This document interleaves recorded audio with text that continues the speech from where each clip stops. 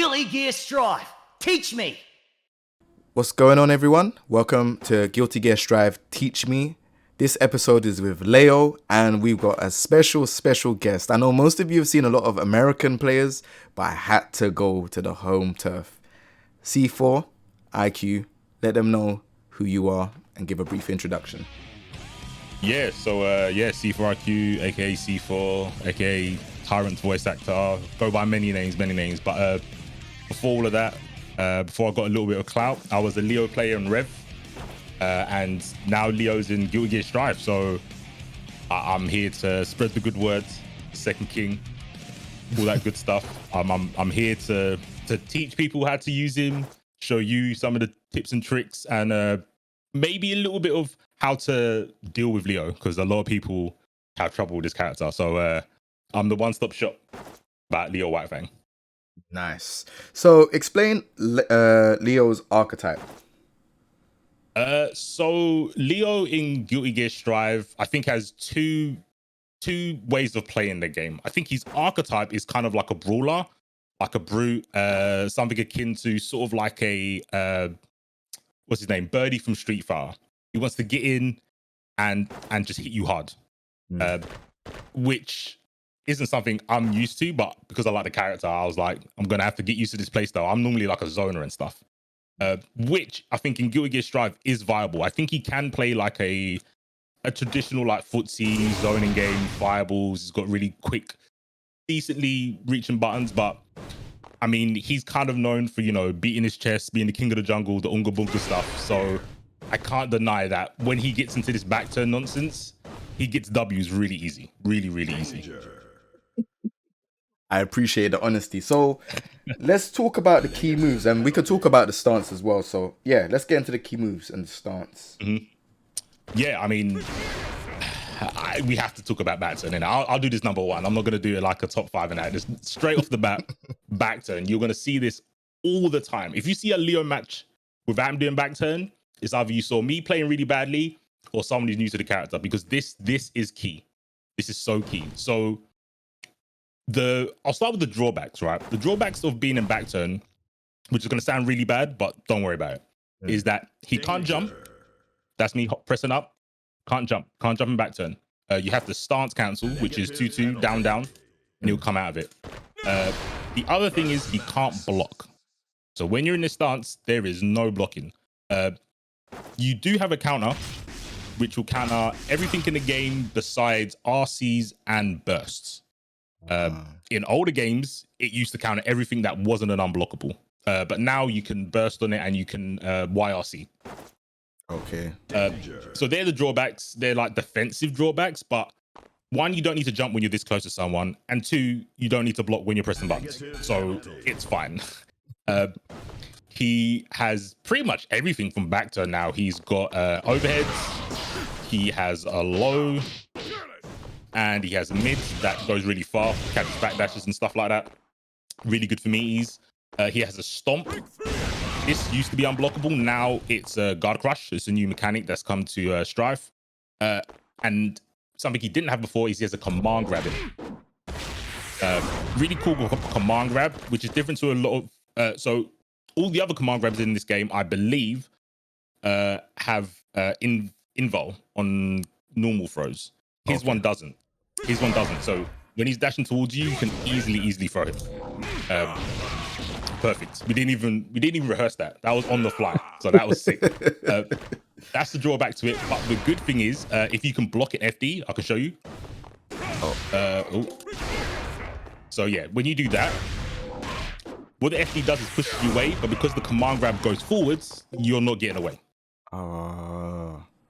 So yeah, that's all the stuff that's available to you in back turn. He also has back turn P, which is a really good anti-air. So if you jump or something like that, 9 times out of 10, you ain't beating that button. You just straight up ain't beating that button. So yeah, that's pretty much it with back turn. Oh, sorry. The most important thing is he can dash through you. You can do all that nonsense, right? So you can imagine when you get knocked down, he's just doing his little shimmy dance, bang, cross up, low. You're not reacting. And what's really good in this game, because Leo's the only flash kick character in terms of he has a charge reversal. Characters with a dragon punch have to know which way to do the dragon punch.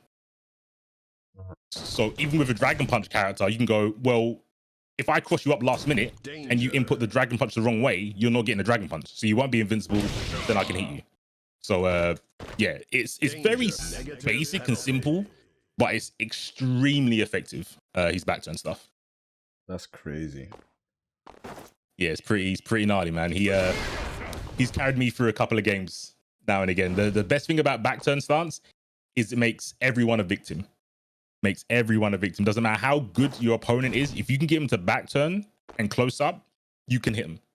You can definitely hit him. So it's a good equalizer. It's a good equalizer, and a lot of characters have that, right?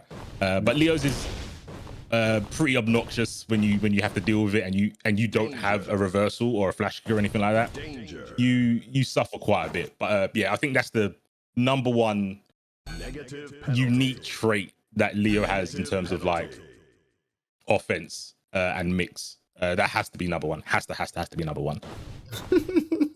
All right, cool. So what about the other key moves? Let's start off with the normals.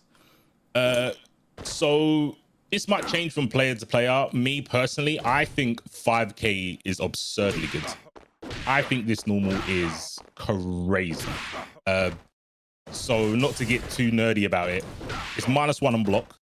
So that means you get a pretty decent guessing game, right? So the way the Gatling system works in this game, I can go 5k low, 2D. 2D is only -5, so some characters can't actually punish it. He can do 2D, 5k, 5D. That's an overhead. As you can see, it's got decent range. If you add a dash to it, though, it's real good, and you can whiff punish a lot of crazy stuff because of the range on it. So yeah. Also, because it's -1, what you can do a lot of the time is you can put a throw behind it, and it will throw out reversals. Because obviously in this game, reversals get beat by throw. So it's like pressure tool then, basically. Yep.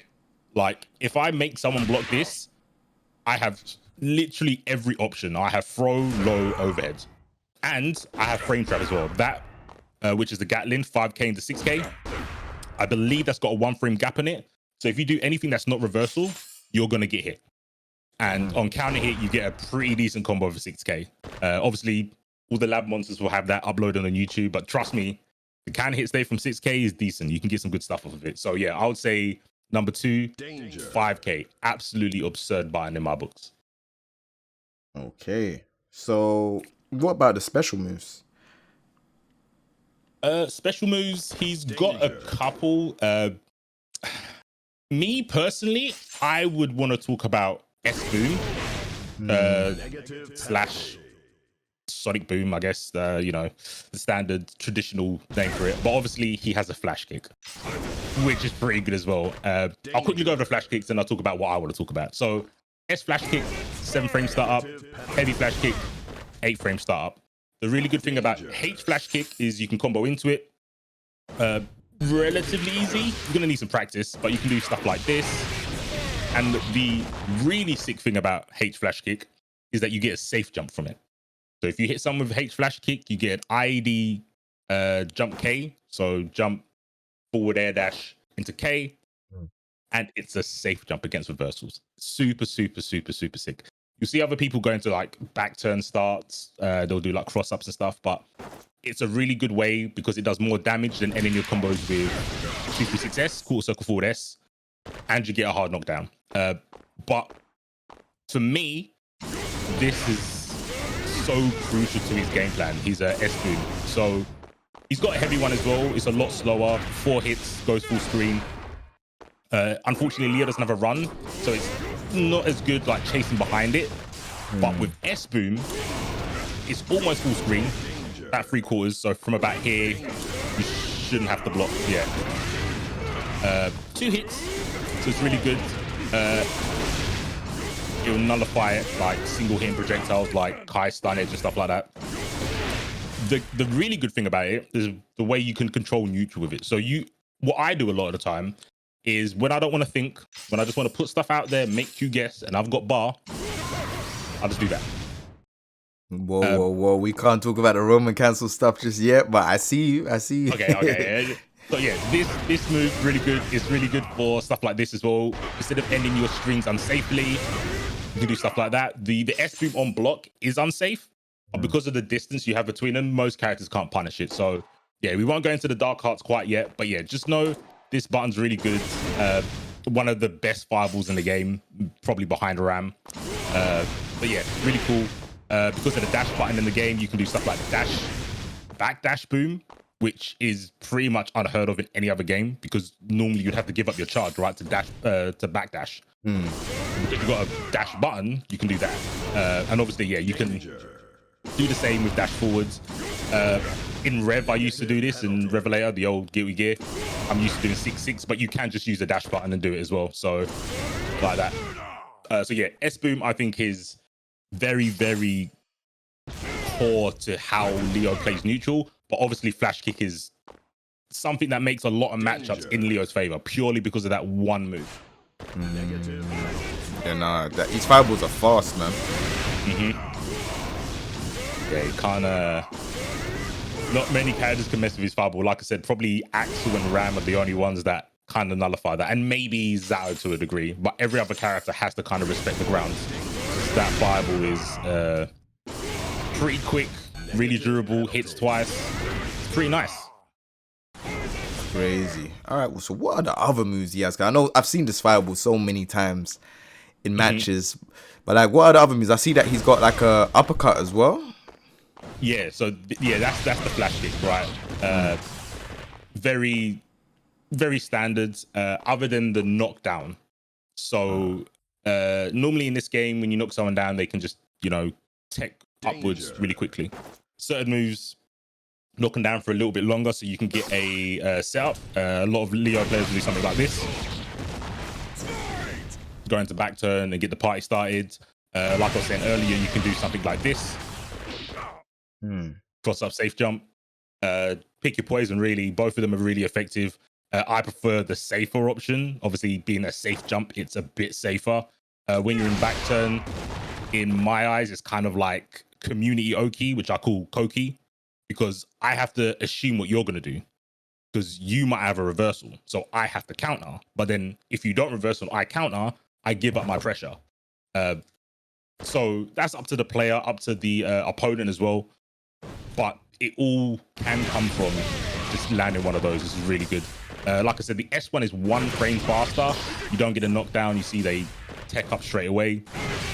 But that 1 frame might help in a situation where it's like throw or get not thrown, right? So you have to kind of gauge when you need to do the S1 versus the heavy one. I tend to just always go for the heavy one. But there's definitely some situations where the S1's better. So yeah, flash kick, very important. I would say probably if you're coming from another game like Street Fighter, don't try to use it too much as an anti-air because obviously anime games, you can block in the air. And if someone blocks your flash kick in the air, you're going to know about it and you won't do it again. So it's more for get off me pressure, combo extending. You can use it as an anti-air sometimes, but yeah, like I said, don't do it too much just because you can block in the air in anime games. Okay, cool. And then what are the other moves? What are the other stuff that he has? Is that it or? I would probably say one more important thing about Leo, which you might not get to see too much. Maybe now the patches come out into play and they buff this particular thing, is the we just call it the guard point. I don't know if it's actually got an official name. I've always known it as guard point, which is this stance. So we've spoken about back turn. This is another stance Leo has always had it in the older version as well. He activates it from holding either heavy slash or just slash. Different stances aesthetically, right? The pose is a bit different. But no one really cares, but I prefer this one. This one looks gangster. But you can walk in it like this. Basically what it does is it kind of acts like armor. So if you do anything that's a mid or a high, it won't hit him.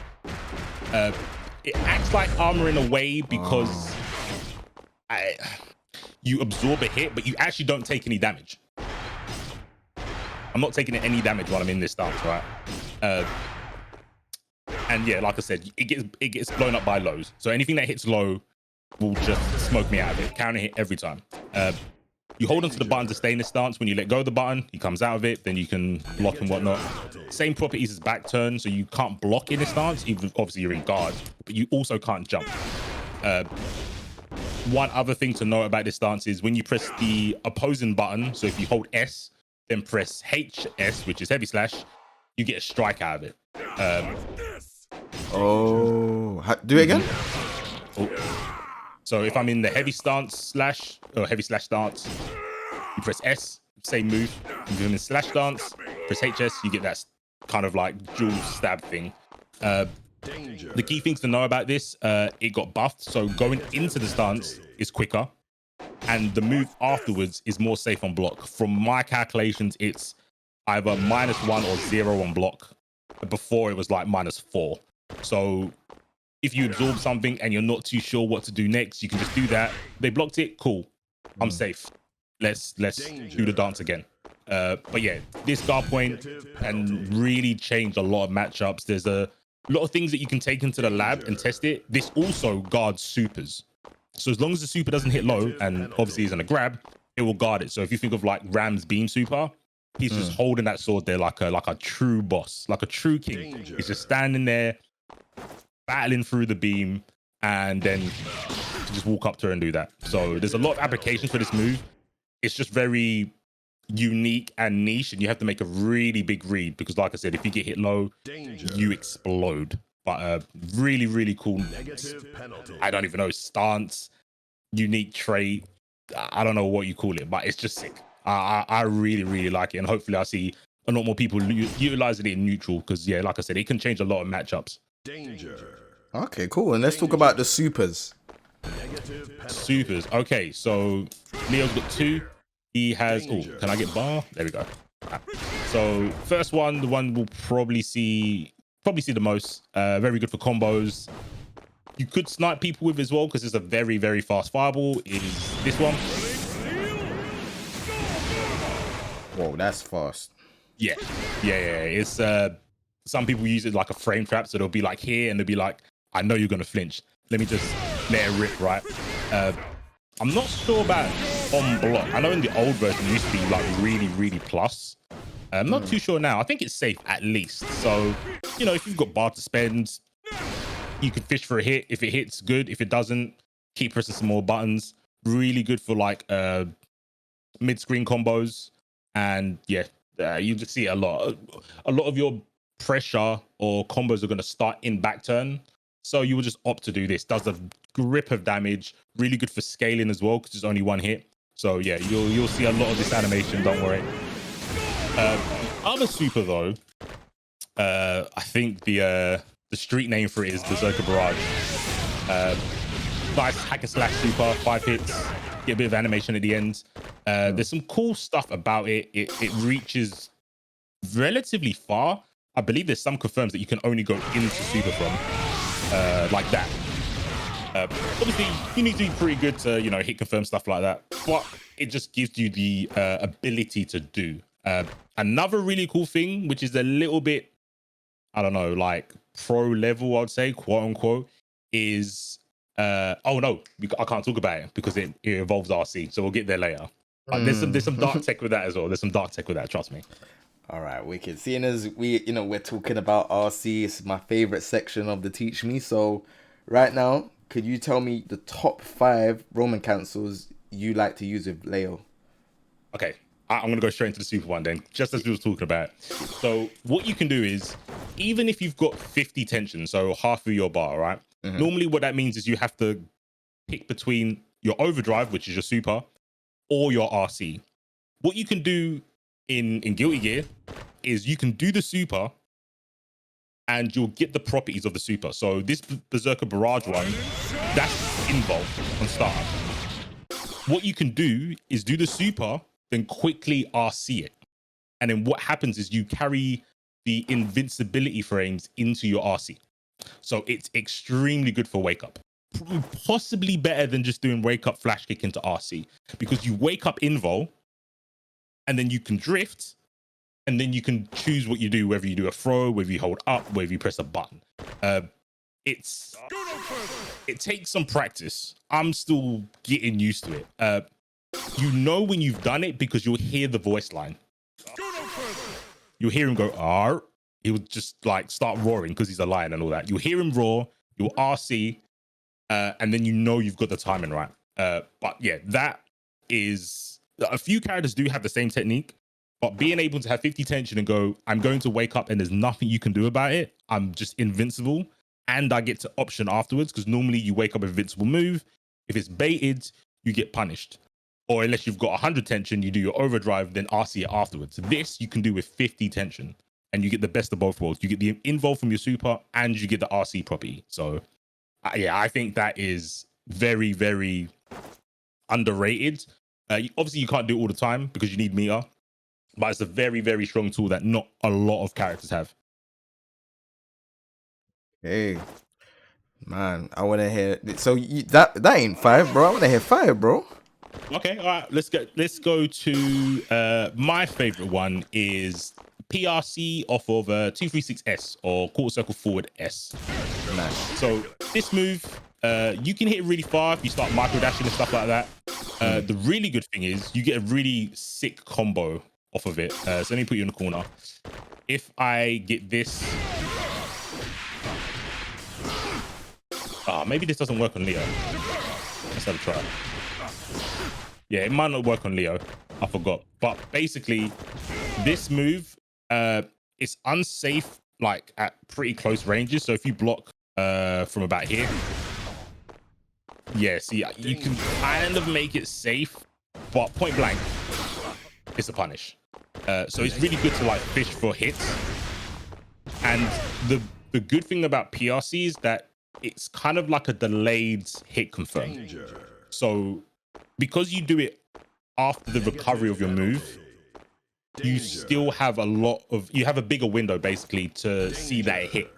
So I can do this. Oh, you blocked it, fine. Oh, you blocked it, fine. And then when you get hit, I can just go for the PRC if I've got bar.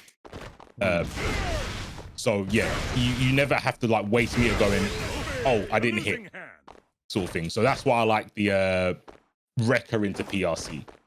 After that, I would probably say I'm a real big fan of fast canceling. So I don't know if there's a actual term for it. I just call it rapid canceling. So stuff like, oh, let me show you, like that. Or you can do something like this. I like this because it's 9 times out of 10, or I've not come across a situation where doing the regular RC, the slow one where it pops you up, does more damage. The quick RCs normally do more damage. You get different routes with the slowdown, but when it comes to scaling, the rapid RCs give you insane damage, just ridiculous damage.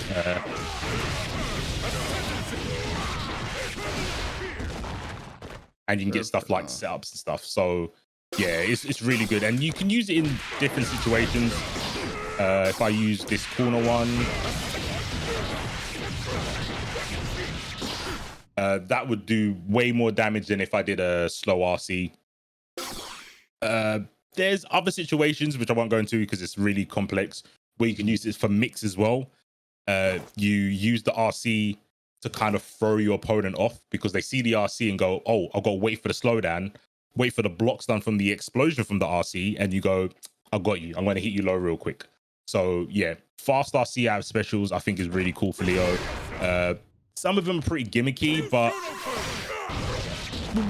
they're cool. If you need to get one more hit, stuff like that will 100% hit a player if they're sleeping at the wheel. So yeah, rapid RCs to either extend combos or to get mixed up like that, I think are really cool.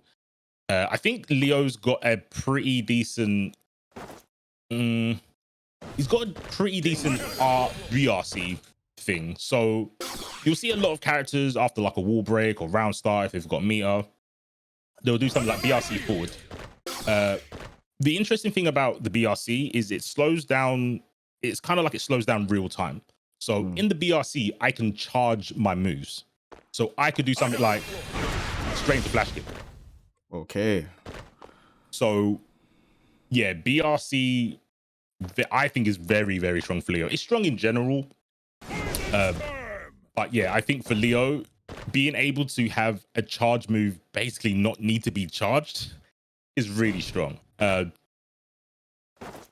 say probably the last thing is something that a lot of characters have as well. If you could block for a sec, you can get like that sort of stuff, which is pretty cool. It's kind of like a fuzzy to a degree. 50-50 mix up. There's loads of like, you know, all the buzzwords that people use on Twitter to sound cool, and that I just say is like you get a high-low, but you can also get it from flash kick. So I just do the invul move and then go high-low, and they're both two strings, so it's just a 50-50. You don't have to worry about them mashing out or something. That's crazy. All right, cool, man. Is that everything? Yeah, that's pretty much it for me on. Oh, actually, sorry, there is one more thing because I forgot we didn't go through it, right? Boom PRC.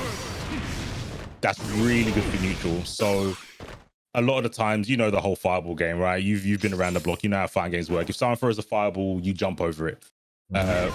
When I do something like this, you're guessing. Yeah, because I could jump up, throw you. Yeah, if I was a good player, I would jump up, throw you, or you could get hit by that. That would be nice. But oh my goodness, I'll get comboed. Yeah, that's the thing, right? This is crazy. Nah, and it all depends on, like, you see what I mean? It all depends on the time and I do it. If you're not ready, the PRC won't help you because it slows down time for me. But you still are in the realm of like the PRC coming out, and you have to wait for your jump frames to come out, right? So yeah, I think this is just a very, very good way to just control space. You get a read on what your opponent likes to do when you RC as well. Some people, very few people just sit there and firm it. A lot of people jump, and when they jump, to me, it's kind of like a 50-50 because it's either I'm going to jump throw you, which you need to tech, or I'm going to jump hit you, which you need to block. But the two options you pick, throw or block, lose to the other one. So you have to guess. So it's a good situation if you want to force something safely and neutral. You can just throw the PRC and just wait as well. So yeah, PRC boom, definitely the last one. Can't forget that. That's pretty much my neutral in a nutshell. Nice. All right. So what does your character strive for? Like what does your character look out for? Like what do you do in neutral? And you know, is he a mix-up character? Is he a character that keeps you in the corner and then mixes you up? Like, let me know what you think. So I think Leo in this game can be played like a footsie poke character. Is it the most practical, optimal? Probably not, but I think he has the tools for it. He's got really good, like 2K, relatively fast. Hits pretty far for a low. He's also got stuff like this and the thing we talked about before, so the guard point. So if you imagine you're playing footsies, we're all doing the the shimmy stuff that we all know and love. I throw that button. Oh, it whiffed. Now I'm in guard point. Oh, you jumped over my fire rest? That's cool, because if you jump and press the button, I'm guarding it. I'm going to give you the poke with the two swords, and we're going to get a combo. So I think he's got the tools to like play that kind of annoying, you can't catch me sort of game. He's got explosive buttons like that. So when he wants to get in, you're not going to see it coming. But saying all that, a lot of the time it's just this. Okay. It's just this, and it goes back into itself. Yeah, you've seen everyone's seen Twitter. It's just this over and over again into throw. So I think he definitely strives to get in. Maybe with bad matchups to equal out the playing field, you go into back turn. Because there's going to be some characters he can't fight normal stunts for sure. Characters really long range buttons or very fast buttons. Like I said, Leo doesn't have a run. He's got like a dash. So he has to kind of claw his way into a degree. He's got moves like the cross-up record that you'll see a lot at a decent level. People will just see that and throw it. So you need to like work your way in. So that's what he strives for. He strives to get in, because when he gets in, every character is the same. The only thing different is the size of their hurt box, because you just forget about their options, because it's which side, and you just break everyone's ankles. Okay, well, thank you very, very much for this, because yeah, like I've seen this character, but you know, most of the time I just didn't know what it was, and I'm coming into the game, so I was just like, you know what, I need to get you on board just to kind of let me know what this character is doing, because these stances look very unorthodox. I've never seen a guy with the swords behind his backs, like 2 swords, and he's just dashing in between you left to right. It's like, what's going on? So yeah, thank you very, very much, man. So for the people that wanted to find you on social media, where can they find you? Pretty much Twitter and Twitch. I am C4IQ. Stream tournaments on my end, or you'll probably catch me commentating on someone else's stream. But yeah, follow me on Twitter if you want. If you want to tell me that my character's broken, I'll happily hear it, and then I'll try and help you on how to beat them, how to beat Leos and stuff. But yeah, that's pretty much me.